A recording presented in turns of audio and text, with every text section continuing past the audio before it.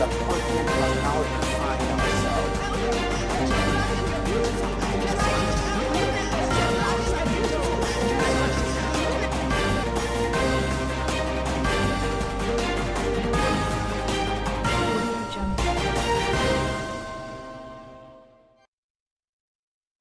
In the news, police declares Liverpool Women's Hospital explosion on Remembrance Day a terror incident.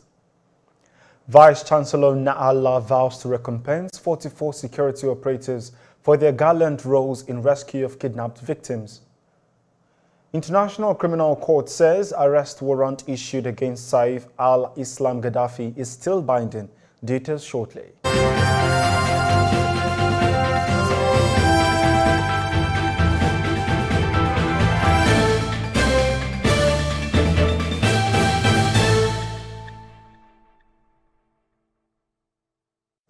This is TOS Television, your digital first Pan-African news network. I am Merciful Ajinomo, and you are watching TOS News 360.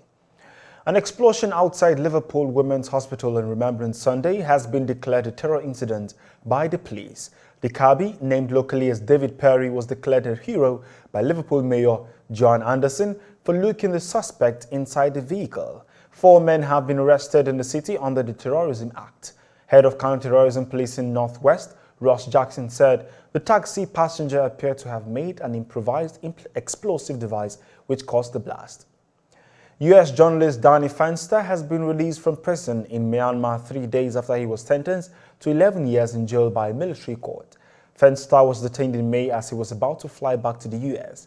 Major General Zhao Ming-tun, a spokesman for the military which took part in a coup in February, confirmed that Fenster could leave the country.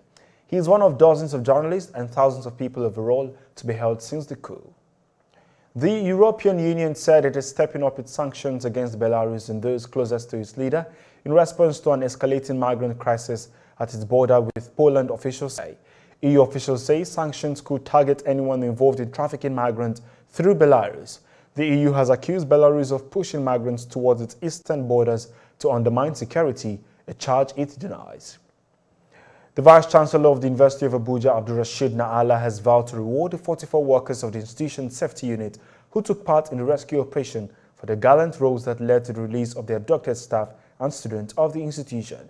This was disclosed in a statement issued by the university and signed by its Head of Information and University Relations, Habib Yakub, noting that the honorees would receive a token as a mark of its appreciation.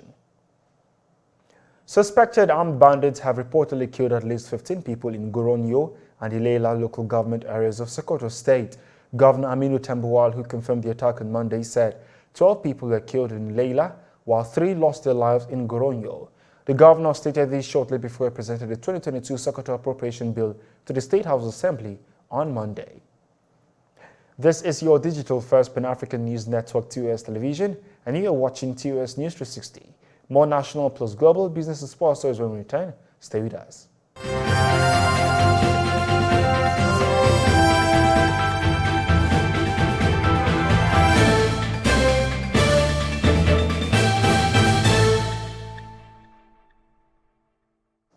Welcome back.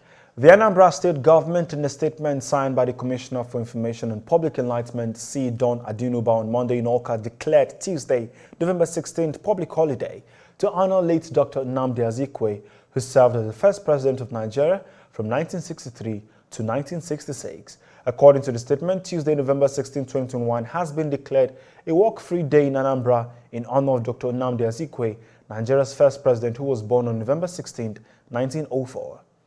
And now to developments across Africa. Human Rights Watch have called on African leaders to prioritize education for pregnant girls and married adolescents at the 3rd African Girls Summit in Niamey, Niger, from November 16 to 18, 2021. According to HRW, despite many governments in Africa having protective laws and policies, hundreds of thousands of girls and young women in Africa are denied education because they are pregnant, married, or mothers. The International Criminal Court on Monday said the arrest warrant against Saif al-Islam Gaddafi by the court is still binding. According to the ICC spokesman, Father Al-Abdullah, the ICC arrest warrant remains in force and has not changed, even though the ICC does not comment on political issues. This is coming as Saif al-Islam submitted his application to run in Libya's upcoming presidential election during the weekend. In 2011, the ICC issued an arrest warrant against Saif al-Islam on charges of committing crimes against humanity in Libya.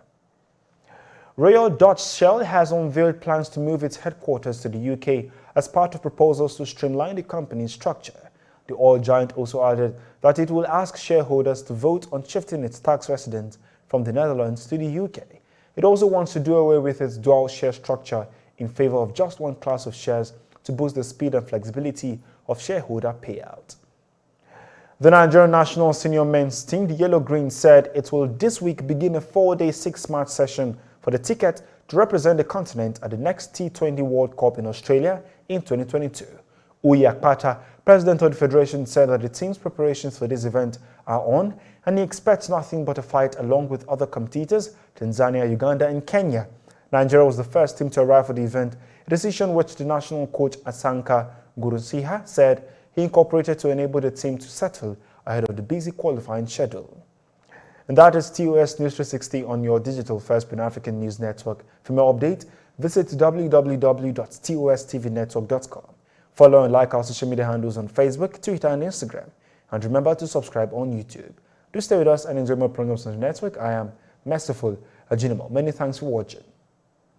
But